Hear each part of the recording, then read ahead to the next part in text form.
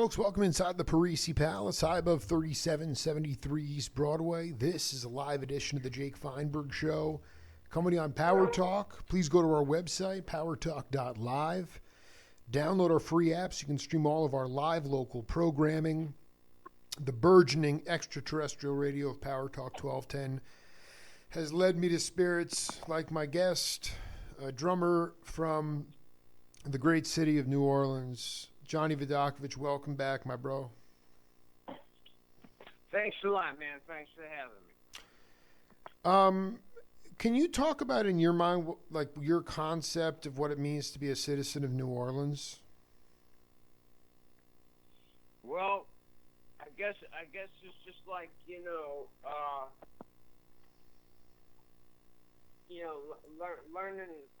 learning the system, learning the way things work. The things that aren't written down. In other words, like learning the way the people, the time and the sync, the rhythm of the basic things in life, going to work, taking a streetcar, everything, like that. That's what it means to be a citizen. Is to like get into the rhythm of the way people do things. Not that it's so much different, but it does have a different sort of, I would say, a beat to it, than lots of for sure other cities. Of course, there are other cities that are noted for their great beats. Like New York City has a hell of a beat, man. Right? You say like you have to get used to the system. Like, what is the system of New Orleans? Like, can you give an example of the system? What? You said you have to. You have history. No, you said there's a system. There's like a system that you have to accommodate. Not like the system. But and that's different. I want the New Orleans. How do you adapt to the system? How did you adapt to the system? Become part of the tapestry of it. I didn't have to adapt to it. I was born into it. Right. There was no adaptation for me. I was born into the tapestry. So it wasn't a question of I didn't have any application whatsoever. Right? That's the way I think of it. I don't think that I had anything special to do with myself to make New Orleans an effort to be part of. I think by being born into the culture, into the system, into the ways, into the rhythm of the way bread is toasted. Into the rhythm of it. I was born into, so therefore there was no step that says, how do I adapt? There was no adaptation needed. Yeah, but you were like amongst people with white skin that played music with people with black skin. So you always were playing with fire. So you had to adapt to the segregation of the town. I mean, I've interviewed enough of those cats to know, so you were pushing the envelope a little bit. I just kind of more or less my code. I had a few personal codes, and like one was to keep your mouth shut a lot. Yeah, he's going. Yeah. Just, do a lot of listening, and when you talk, just use just a few words to say what you gotta say. Don't be saying, don't be giving out no opinionated. Try to act like the alpha dog. Is that just sort of like your personality in the sense that like? Yeah, that is. So it's easy for me to adapt to that sociology thing that was going down at that period of time in history of what was happening in society. in the musical circles of people in the ages of 18 on up, you know. Can you explain, like, I've been down there 3 times in a year, and I never was there before. And I recognize a piece of my heart is in that tapestry, but I'm not naive enough to like know, but how, I want you to just talk about respect, how important that is for you, how you learned respect, and how is respect best shown? Well, I was learned in the original. I was learned in the beginning part of the subject of respect.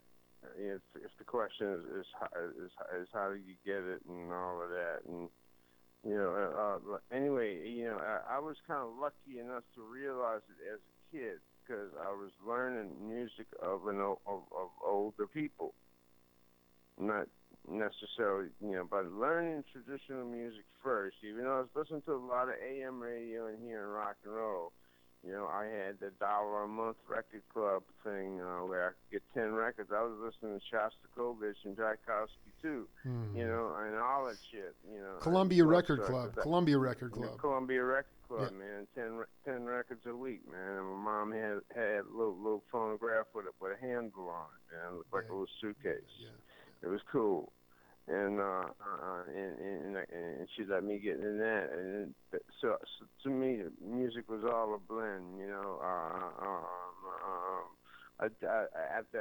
the adaptation that we're talking about, it has to do with society and politics and the times, the times of the great movement of the so-called integration. I call it collective. I call it getting collective. When we started getting collective in the early '70s. All right, so what is collective? What is collective to Johnny Vidacovich? Music was hip. That's when I got to know them cats like that. I know that, man. That's so cool. And so I'm trying to figure out. I was just collective. I was in a lucky time. When did you come up with that word? Guy in a lucky time. Yeah, no, luck has a lot to do with it. But being that Louisiana in general, like, just explain to the audience, like, that you wear, because Louisiana is a very brutal place. It still is in a lot of ways. And New Orleans, has it always been a counterpoint to the state itself? And did you always take on sort of a mantra of being representative of the city, of the folks, of the collective? Yeah, I think that's a mantra. Yeah, I think it's a mantra. Whether you have it in the beginning, I think you can have it in the latter part of your experiences, your life experiences, which is another way of measuring your age, by your experiences. I think that, that mantra can become a reality and a sunken-in mantra later or earlier in your time zone. I don't think it really makes a difference whether it's earlier or later. What was the question? Do I think it's an important? No, I don't. I mean, you just keep going wherever you want to go. There's no right or wrong answer. Yeah, this is where your mind went. What are you talking? Explain more what you're talking about.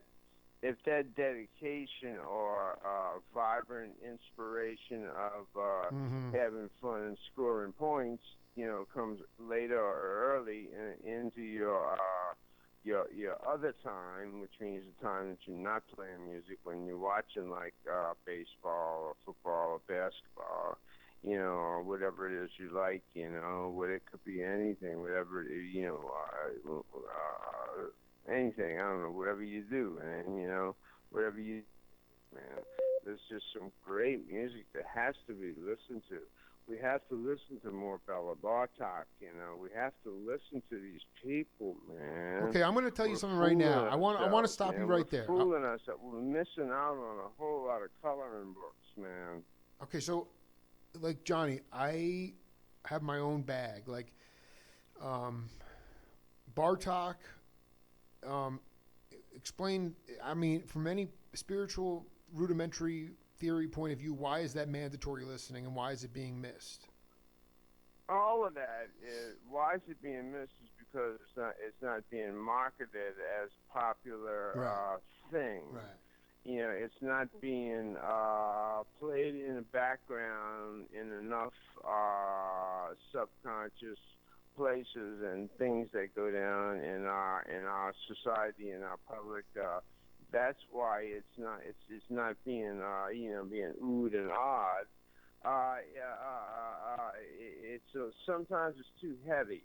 Sometimes if a person happens to be listening to it as he goes through his elevator ride and is playing on the speaker, he could go through these serious emotional ups and downs while listening to elevator music.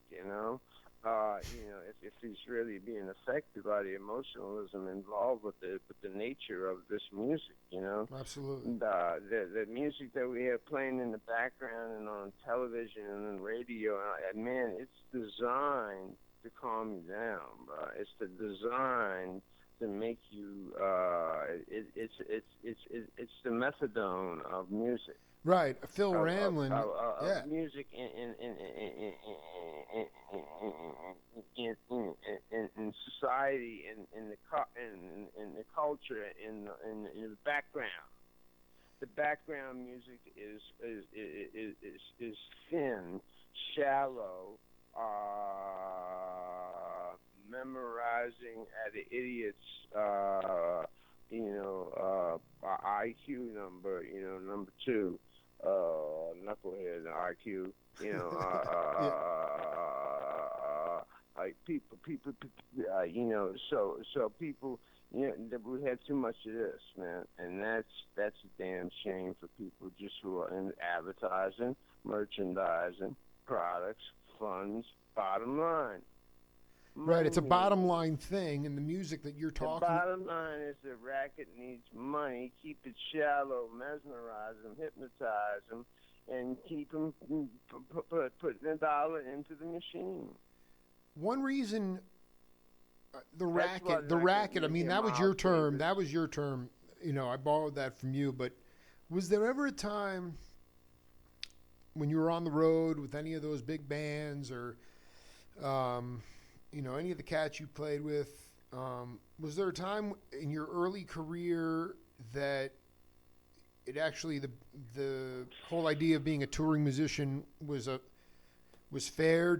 Was the union thriving at one point? Was there ever a high period of that in New Orleans? Traveling. Just being compensated for being a musician, like where it was like it made a little bit more sense than it does. Where, like you said, Phil Ramlin said he's like music is made for pacification, and you called it calming, the methadone. It's not made for burning. It's not made for consciousness expansion and discarga. It's made for pacification now, and because it's not the bottom line. The bottom line, you can't sell that stuff to the masses when they're being pacified. But I'm just kind of trying to figure out the heyday of being a musician in the city of New Orleans and why, for you? I think for individuals, yes, for individuals it's different. So my feeling of the heyday was the late '60s, all into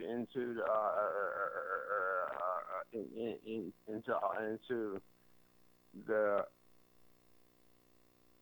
'90s. You can say that safely. Well, no, I mean, well,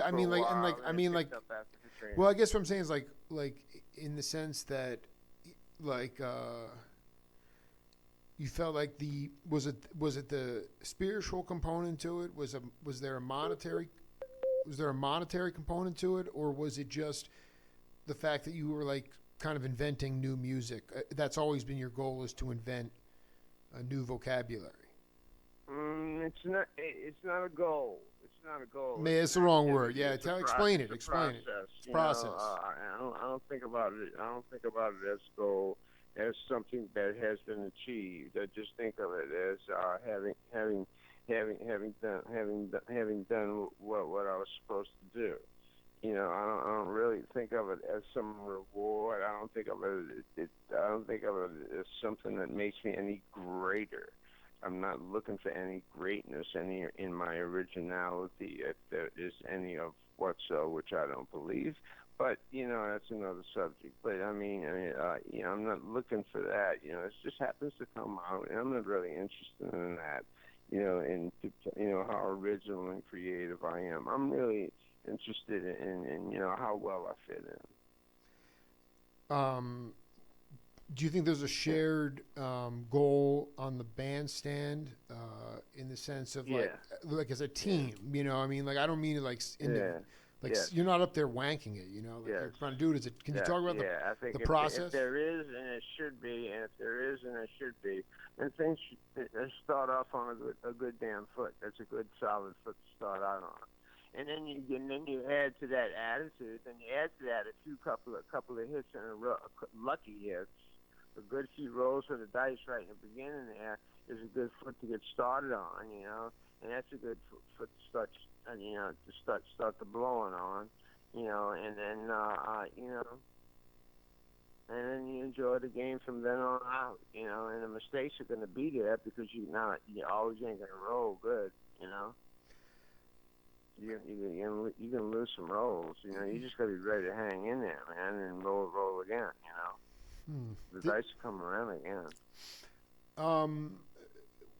Just like the innings, just like the sets, just like the gigs, just like the days, just like the everything. It's all going to happen again tomorrow.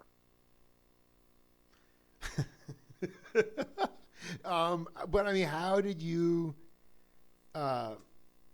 learn to get out of your own way? Like like you and Porter in '67, you guys didn't know anything. You were just up there having a ball. Like who were your mentors to say, "Yo, there are no wrong notes"? I know you were your career had started before that, but you guys still who would you say were? Was it Panino? Who were your mentors? In terms of that music, that honky tonks kind of music, the mentor thing, I don't know if I want to. My mentors were my mentors. Whether it was honky tonk this or whether it was some kind of burning jazz. Had no category to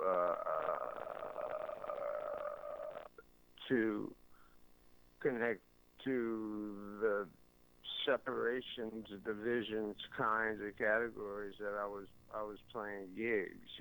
Absolutely. No, I'm not saying. I'm not saying it. The knowledge is spread over that. That's automatically assumed. So no. So I know I get it. So I just want to know, not even just like people that you were. Was it? Mose would call you for gigs, but Mose wasn't a local cat. Like he wasn't. Mose didn't live in New Orleans. Like who? Who looked out for you in New Orleans? Well, if he was calling me, I surely wouldn't know who the hell to go to, except maybe if there's still another cat around here that played drums with Mose. And I think the first couple of times he called me, there were maybe one or two guys that had a gig with him, and they just said, "Whoa, man, you got to follow Mose." Or that was about the most information I ever got. I think maybe at one point, in the early parts. Everybody after that, everybody had that. Whoa, man, okay, you're in for a ride. How was that shit? How'd you like that gig? I said, whoa, 15 years, I got it. No, Milt Hinton, but Milt Hinton was like, Milt Hinton saved your bacon. Milt Hinton saved your bacon. He's like, yo, just follow me, man, because he's so unpredictable. Yeah. That's funny. The brotherhood was there, John. Exactly. You had to read in between the lines, and now in retrospect, I was being such a young fellow, and I did read in between the lines, and I did do what Milt said, and it worked out fine because most evidently called me back. Well, I couldn't figure out why, because to me the music sounded like total chaos. But I just wasn't hearing. And he called me back again. It still sounded like chaos, and he called me back again. And this went on for about 15 years. I said, "Wow, man, I don't know why this guy calls me back, man. To me, I don't feel like I sound that good." But to Mose, I was the only kid that really knew how to play his music. He just wouldn't tell me that. He would never say anything nice to me. so you're telling me you'd get on the bandstand, sort of nod to each other, and then just play, and that was it? I mean, you really had no understand. Exactly. Oh my God. He would tell me maybe 1 minute before it was time to play. He would remind me or tell me what not to play. And he would refresh my memory once in a while, once or twice a year, about a minute before what he likes. It's about 1 minute, and that's all he would talk. That'd be it. It wouldn't be about any song or anything in particular at all. If you were gonna talking to Johnny Vidacovich here on the Jake Feinberg Show live on Power Talk, and I just was wondering if you could talk a little bit about, like, if you were going to break down a big compendium of your career and existence and spirit, what would be some of the chapters or volumes that you'd like to? What are the most important things that you'd want to convey in who you are?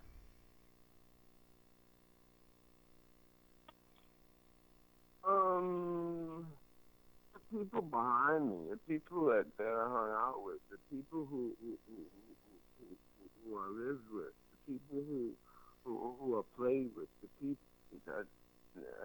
people both the older ones who showed me how to do stuff, and especially the younger ones who I was playing with that I had to help to show them show them stuff.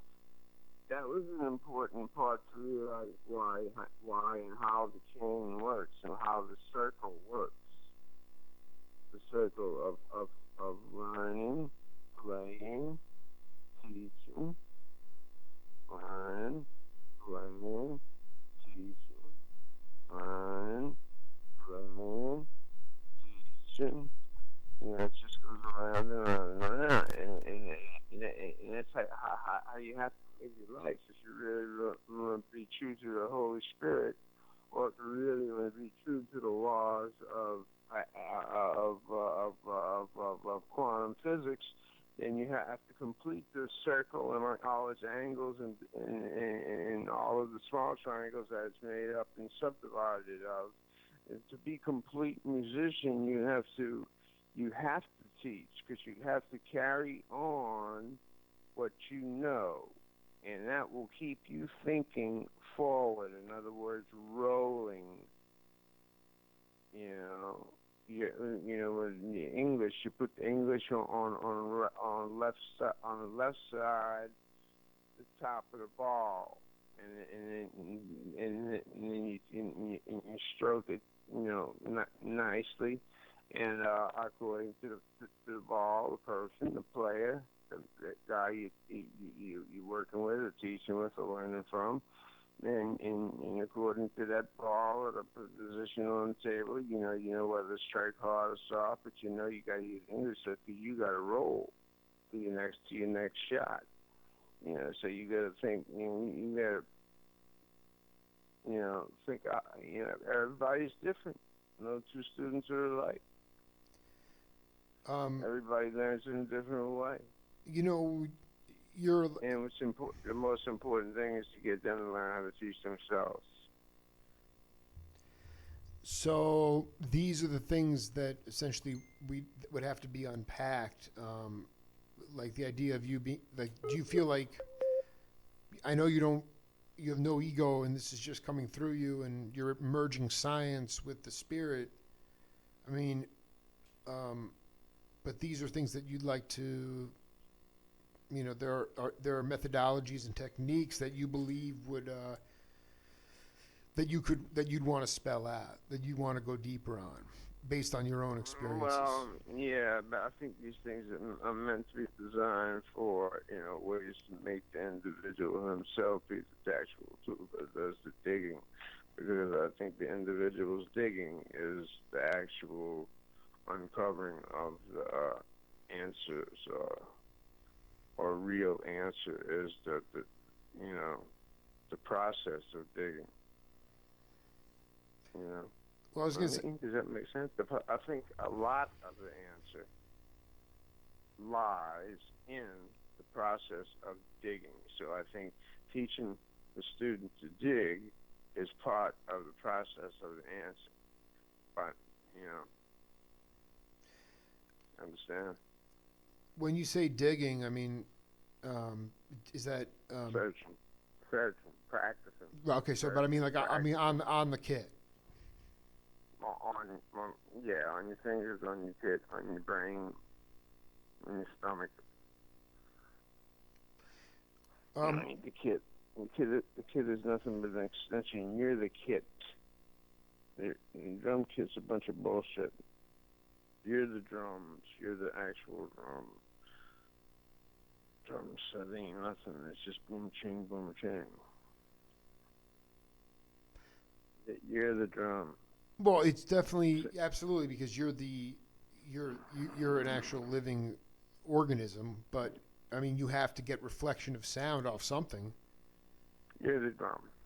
What you feel and see and hear inside comes out through your fingers, and whatever you touch turns to music. If you know how to make sound good.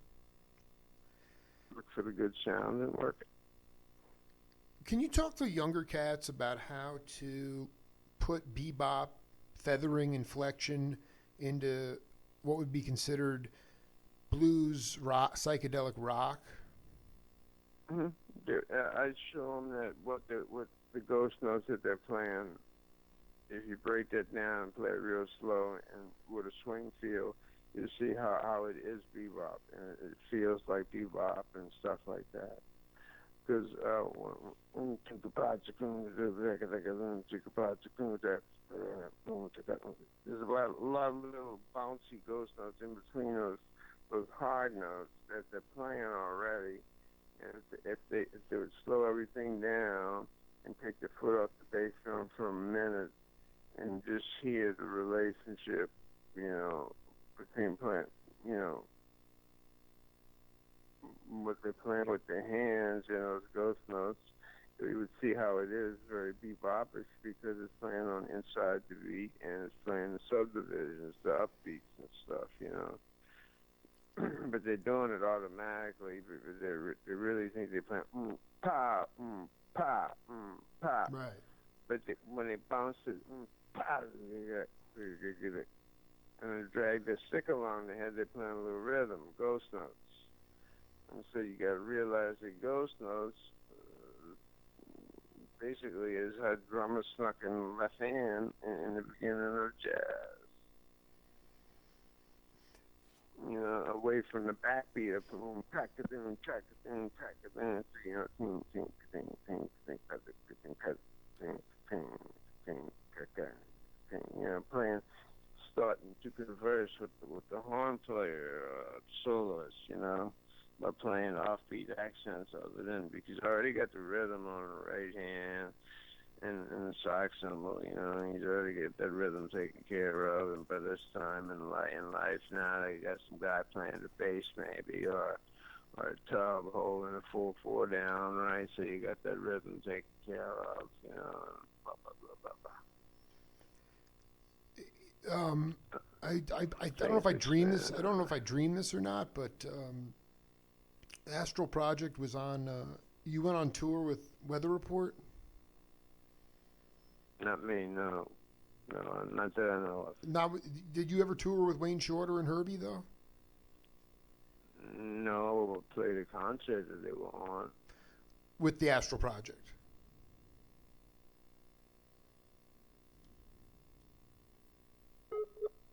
on the show. I think we were first or second on the show. Like we played right before them, so we were second. I think they had 3 acts that night. It was right over by Woodstock, and we were playing. You know, you walk up to the top of the mountain, or not the mountain, but the top of the the rolling hills of upstate. Bethel, New yeah, York, Bethel, New York, yeah. You know, if you walk up there, you look down. They have a fence around it, but they have reserved where they had Woodstock stock at, the stage and all that shit. But anyway, yes, I played with Astro Project, and we opened for maybe 1 or 2 others. You know, we opened for Herbie and shit. Down around in New Orleans one time at I can remember at the convention center, for a big concert. Really? Wasn't it like Sanger or something? That was another concert. I forget who opened it for, but some cats on that. Yeah, we did a bunch of Sanger, Orpheum open. Different stars, we would open that for a while. We would work with opening that. Yeah. Well, can you tell me about your relationship with James Black? With both drummers, and he was a great piano player, Fender Rhodes especially. And whoa. Played drums and piano, and we started meeting and hanging out and talking with each other and hanging out and partying a little bit back in the early 70s when Lou and Charlie's on North Rampart opened up. And then we played in a quartet together. He played piano, played drums, Chris Sever, bass, and singer, named myself, Tom Square. And then, basically, I think he died early. He died young. He died in his 50s. I just want to be clear. The band was it was drums. What was the instrumentation of the band? Piano, bass, drums, voice. Wow, that is. And what was his? Like, Earl Palmer. You knew Earl before he moved to L.A. or? No, I was still too young. When I was still young, I met Earl years later. What was it like the first time you met him? We had already known of each other, and it was nice. He was very warm and receptive, and pleased to speak to a young cat from New Orleans, and liked the way I played and everything. Pointed out some projects that he was on that were not popular ones, but were real hip projects. And I pointed out, and he says, "Oh, you got that? Huh? Nobody knows about that." I said, "Yeah, man. You sound fucking great." Yeah. And he liked me. He liked the way I played. He liked the fact that I could play old school, that I could take instruction from them Hollywood cats, because he knew about that. I had done did good work in California, and in L.A., in the studios, and he liked the fact that I also played with a very modern band, jazz band from New Orleans, and he liked the fact that I still lived in New Orleans. So, like, every time I'd hit L.A., man, he would call me, come pick me up in his car, and we'd go someplace and eat and listen to a band and shit like that. Johnny, if there was one thing that you, like as a musician, you have responsibility, to your bandmates, but as like in the overall picture, what's a personality trait that you wish you had stronger in your constitution?